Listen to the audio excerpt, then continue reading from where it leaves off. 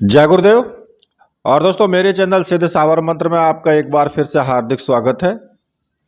और देखिए, जैसा कि आपको मालूम है कि आज चंद्र ग्रहण है और जो चंद्र ग्रहण का टाइम है वो 3:20 शाम के शुरू होगा और जो ग्रहण की पूर्ण समाप्ति है वो 6:47 पे खत्म हो जाएगा।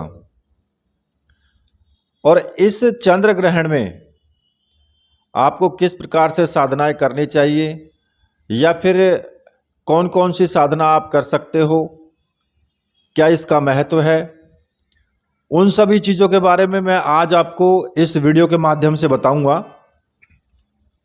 तो देखिए, चंद्र ग्रहण पर बात करने से पहले मैं आपको थोड़ी सी और बात बता देता हूं कि कल जो मैंने वीडियो डाली थी गुरु सायुज्य कुंडली जागरण साधना के नाम से, ठीक है। तो जब मैं वीडियो डाल रहा था तो उस वक्त तक जो हमने ऐप बनाया था सिद्ध सावर मंत्र के नाम से, जो प्ले स्टोर पर उपलब्ध हो चुका है और बहुत से लोगों ने उसको डाउनलोड कर भी लिया है। तो देखिए, पहली बात तो मैं आपको यहाँ पर यह बता दूं कि जो मेरा ऐप है उसमें इंग्लिश में लिखा है सिद्ध साबर मंत्र, ठीक है। एक कोई दूसरा सिद्ध साबर मंत्र भी है जिसने हिंदी में लिखा है, वो पहले अपलोड किया हुआ है, किसी और का है वो, ठीक है। तो यहाँ पर जो हमने ऐप अपलोड किया है वो इंग्लिश में लिखा है सिद्ध साबर मंत्र, और इस ऐप का जो लिंक है मैं आपको वीडियो के डिस्क्रिप्शन में दे दूंगा, इसी वीडियो के डिस्क्रिप्शन में दे दूंगा। वहां से आप उस ऐप को डाउनलोड कर लें और ऐप को आप रेटिंग जरूर दें, रेटिंग और कमेंट उसमें जरूर डालें, जिससे कि ऐप ये रैंक हो आगे, मतलब और YouTube इसको प्ले स्टोर जो है रैंक करके ऊपर ले आएगा, जिससे कि पता लगे कि भाई हाँ, दूसरे लोगों को भी, जो लोग डाउनलोड करके देखना चाहते हैं, जो चैनल से नहीं जुड़े हुए हैं, तो उनके सामने भी ये ऐप जो है उपलब्ध हो जाएगा।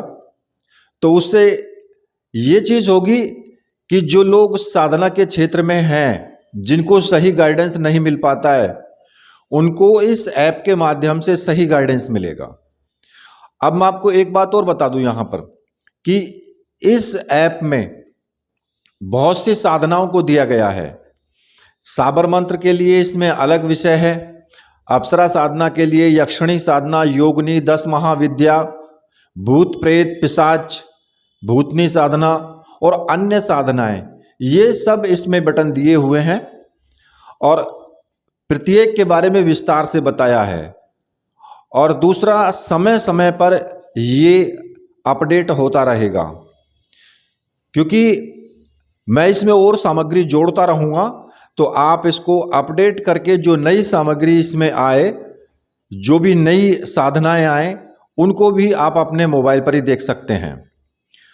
और अभी मैंने ये एंड्रॉयड फ़ोन के लिए बनाया है, अभी नेक्स्ट टाइम में दोनों फ़ोनों के लिए ये उपलब्ध हो जाएगा, iOS के लिए भी और एंड्रॉयड के लिए भी, ठीक है। क्योंकि अभी ये iOS पे नहीं चल रहा है, क्योंकि उसके लिए हमने बनाया नहीं है। कई मेरे व्यूवर हैं जिनका मुझे मैसेज आया कि जी हमारा फ़ोन जो है वो एप्पल का फ़ोन है और उस पर ऐप चल नहीं रहा है, तो एंड्रॉयड पे तो चलेगा, लेकिन अभी iOS के लिए नहीं बना है, तो इसलिए वहाँ पर उसको नहीं चलेगा। अच्छा, दूसरी बात, आप इसको रेटिंग, अच्छी रेटिंग देंगे तो ये आगे ऊपर उठेगा ऐप, जिससे कि और लोगों को भी फायदा होगा। अब जिन्होंने डाउनलोड कर लिया है तो उनको जो है आप प्ले स्टोर में जा कर के और वहाँ पर आपको रेटिंग का बटन मिल जाएगा, तो वहाँ आप रेटिंग भी जरूर दें और कमेंट भी इस पर ज़रूर कर दें, जैसे कि नाइस ऐप या वगैरह वगैरह जो भी आपके मन में आए तो वहाँ आप इसमें कमेंट कर सकते हैं। ठीक है, और ऐप डाउनलोड करने के लिए डिस्क्रिप्शन में लिंक दे दूंगा, जहाँ मैं पोस्ट डालूंगा वहाँ पोस्ट पर भी मैं लिंक इसका आपको प्रोवाइड कर दूंगा। ठीक है, अब बात आती है चंद्र ग्रहण की। देखिए चंद्र ग्रहण आज पड़ रहा है और इसमें साबर मंत्रों का विशेष महत्व होता है कि भाई आप साबर मंत्र साधनाएं करो। अब बहुत से पूछते हैं मुझसे कि भाई जी गुरुजी कौन सी साधना करें या कौन सा मंत्र करें। तो देखिए जो भी सिद्ध मुहूर्त होते हैं, होली हो, दीपावली हो या शिवरात्रि हो या फिर कोई ग्रहण हो जैसे चंद्र ग्रहण, सूर्य ग्रहण, तो इनमें आप कोई भी साधना सिद्ध कर सकते हैं, किसी भी मंत्र का आप जाप कर सकते हैं, क्योंकि ग्रहण जो होता है ना ये आध्यात्मिक दृष्टि से किसी भी साधना के लिए, किसी भी साधना को सिद्ध करने के लिए स्वयं सिद्ध मुहूर्त होता है ये।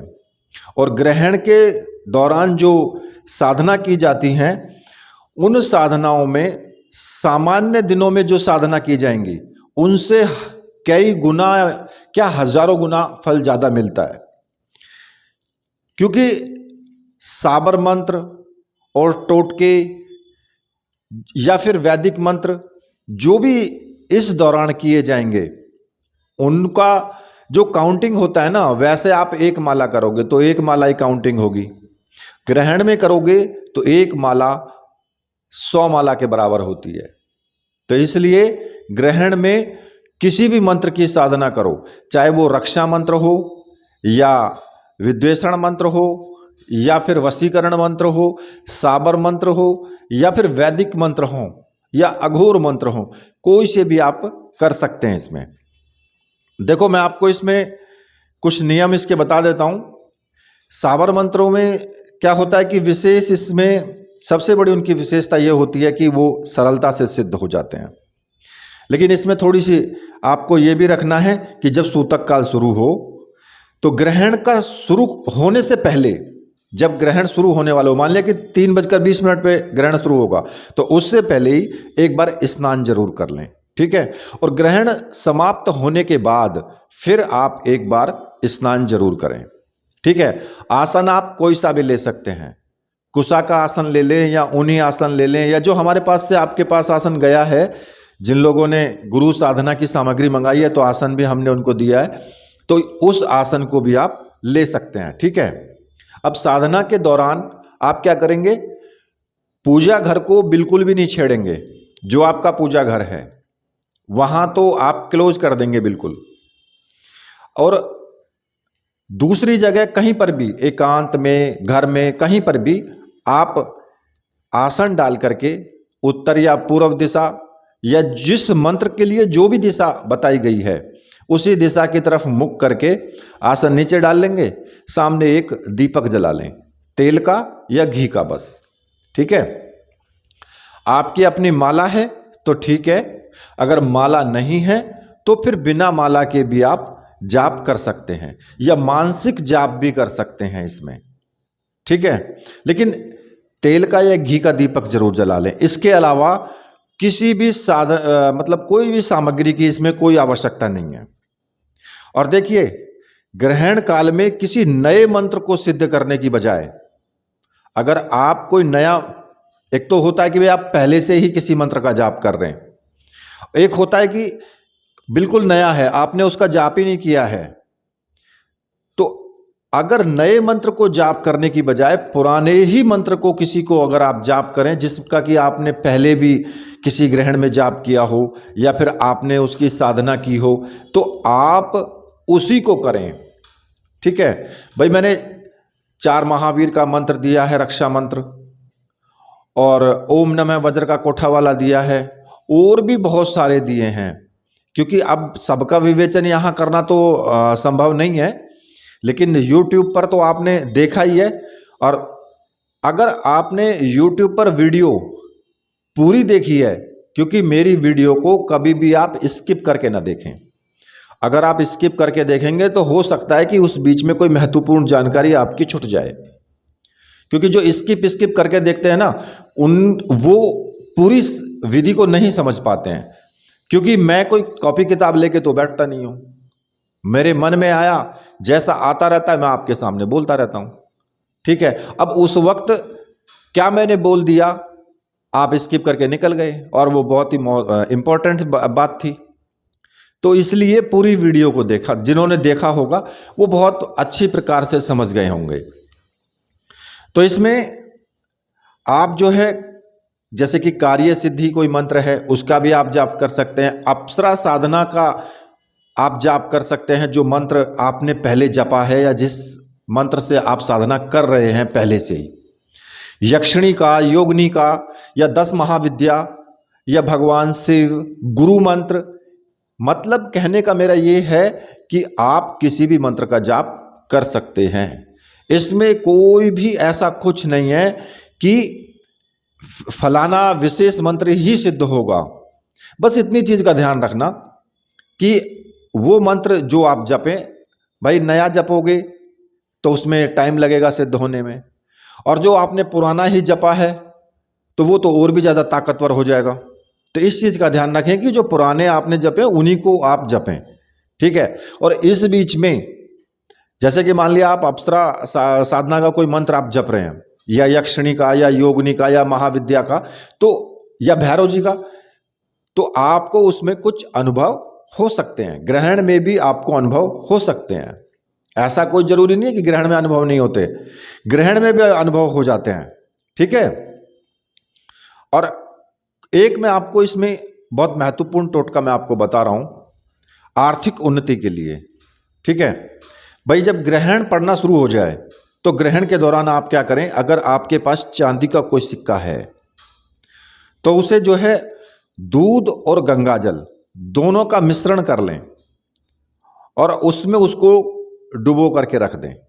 किसी भी कटोरी में या प्याली में आप उस सिक्के को डाल दें, और जब ग्रहण खत्म हो जाए तो फिर उसको उसमें से निकाल करके और अपनी तिजोरी में आप उसको रख लें। ठीक है, ये एक विशेष आर्थिक उन्नति के लिए एक टोटका है ग्रहण के टाइम पर। और एक मैं आपको बता रहा हूं नकारात्मकता दूर करने के लिए। जैसे कि आपके मन में कोई नकारात्मक विचार ज्यादा आते हैं, या फिर कोई भी नेगेटिव एनर्जी भी हो सकती है, तो आप क्या करें, एक मुट्ठी पिसा हुआ नमक ले लें और उसे अपने सर के ऊपर से 7 बार उतार लें। 7 बार आपको उतारा करना है, एंटी क्लॉकवाइज। ठीक है, और ग्रहण के बाद उसे घर के बाहर फेंक दें। अब अगर इन जो मैं आपको ये टोटके छोटे छोटे बता रहा हूं ना, इनसे आपको बहुत फायदा होगा ग्रहण के टाइम पर, क्योंकि वैसे आप करोगे तो इतना प्रभाव नहीं होता, लेकिन ग्रहण के टाइम पर बहुत ज्यादा प्रभाव होता है। ऐसे ही शत्रु बाधा अगर है, भाई आपके पीछे कोई शत्रु पड़ा हुआ है, वो नहीं मान रहा है, तो आप शत्रु बाधा की शांति के लिए भी उपाय कर सकते हैं। अब वो भी मैं आपको एक उपाय बता रहा हूं ग्रहण के टाइम पर ही। एक काला कोयला ले लें। ठीक है, काला कोयला जो होता है उसका एक टुकड़ा ले लें और उस पर शत्रु का नाम लिख लें। अब काले कोयले पर सफेद खड़िया से या चौक से, क्योंकि काले पर तो सफेद से ही चमकेगा ना सही तरीके से, तो जो काला कोयले का टुकड़ा है उस पर चौक से आप अपने शत्रु का नाम लिख लें। ठीक है, और उसके बाद जब ग्रहण खत्म हो जाए, और ऐसा करना, इन सब चीजों को जब आप मंत्र जाप शुरू करो ना तो अपने पास ही रख लेना, जहां दीपक आप जलाएं वहीं पर आप रख लेना, जिस टोटकों को भी आप करना चाहते हैं।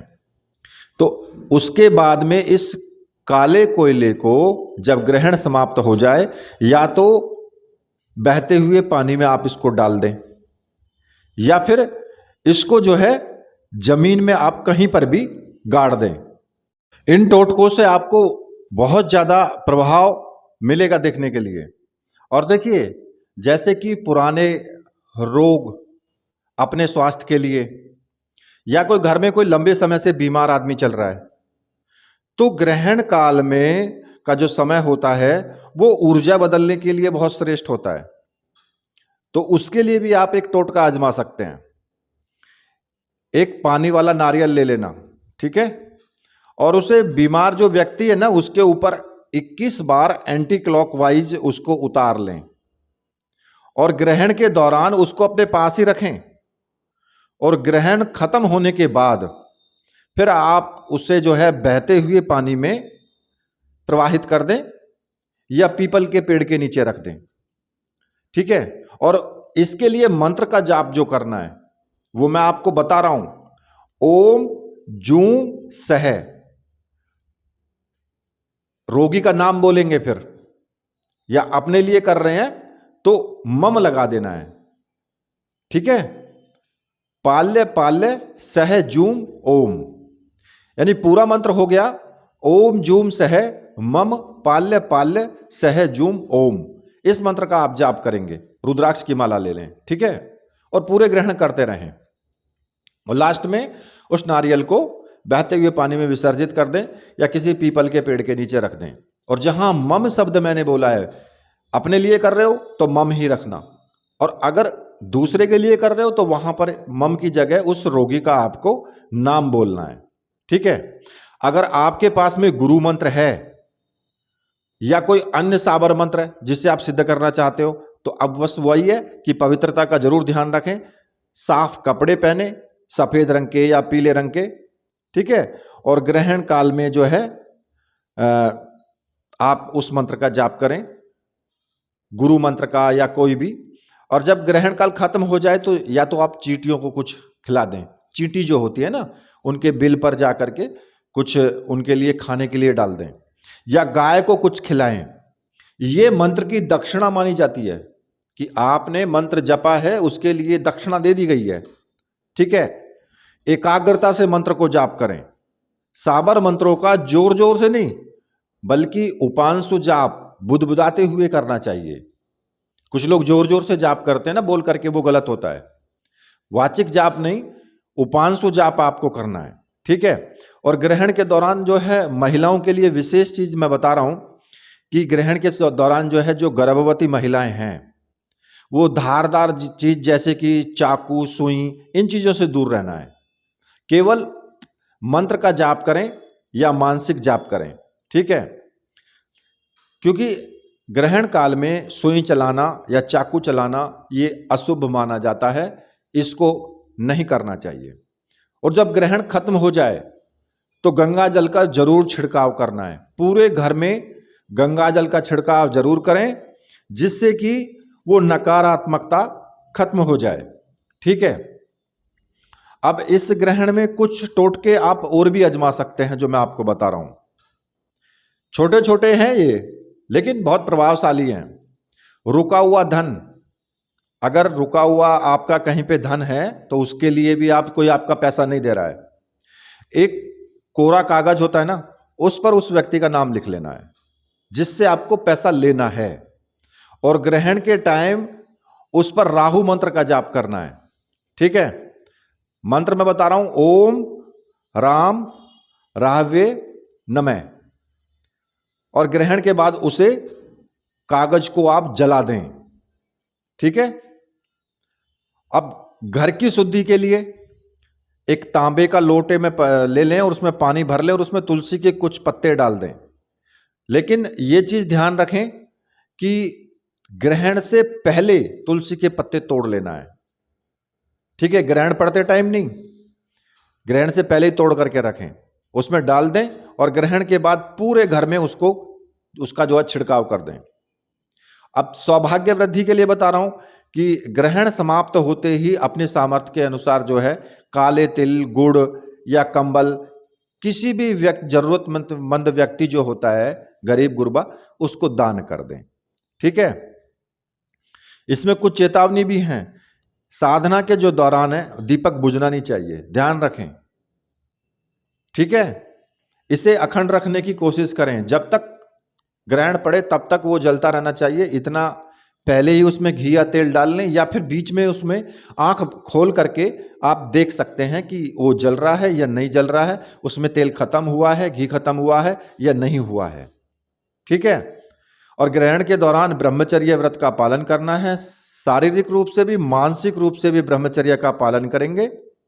और जब सूतक काल लग जाता है, अब जैसे कि अब सूतक काल चल रहा है, तो मूर्तियों को बिल्कुल भी टच नहीं करना है आपको मंदिर में, केवल मानसिक रूप से आप जाप कर सकते हैं। ठीक है।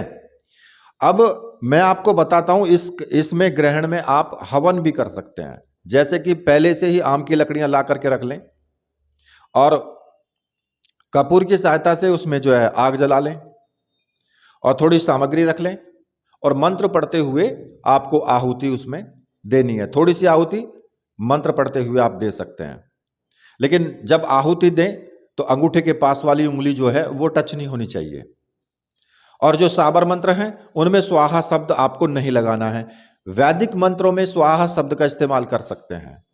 जब आप आहुति डालें तो स्वाहा बोलें वैदिक मंत्रों में। साबर मंत्रों में जो का त्यों मंत्र आपको जपना है और डाल देनी है आहुति, स्वाहा शब्द उसमें नहीं लगाना है। ठीक है। इस प्रकार से आप किसी भी मंत्र का हवन भी कर सकते हैं। जैसे कि मान लिया आपने जाप कर लिया किसी भी मंत्र का, आप सोचते हैं कि मैं थोड़ा हवन भी कर लूं, तो फिर आप ऐसा हवन कर सकते हो। ठीक है। अब कुछ लोग कहेंगे जी कितने मंत्रों का इतने जाप करें जो हमारा मंत्र सिद्ध हो जाए। देखिए, अगर साबर मंत्र छोटा है तो कम से कम मैं आपको बता रहा हूं 11 माला का जाप आपको जरूर करना है। और अगर साबर मंत्र है बड़ा तो आप 5 माला 7 माला इसमें सिद्ध हो जाता है। ठीक है। क्योंकि मंत्र में कितने शब्द हैं, कितना बड़ा है या छोटा है, इस पर भी डिपेंड करता है। ऐसा नहीं है कि छोटा मंत्र है और आपने जो है बस 5 माला कर लिया तो छोड़ दिया बाद में। और मैं तो ये कहता हूं चाहे मंत्र छोटा हो या बड़ा हो, आप एक ही मंत्र का जाप करें।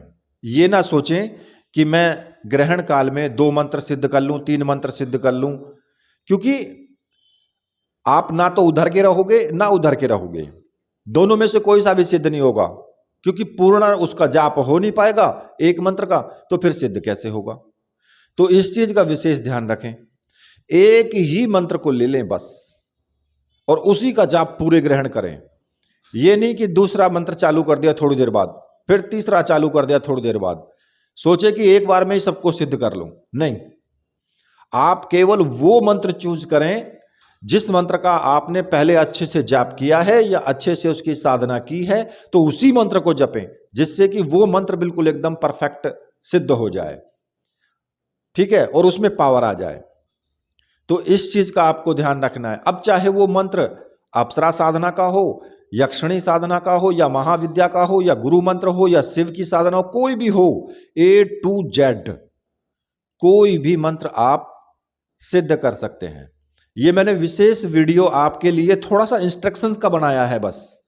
इसमें कोई साधना नहीं बताई है, केवल थोड़ी सी चीजें आपको बताई हैं जो आपको करनी है।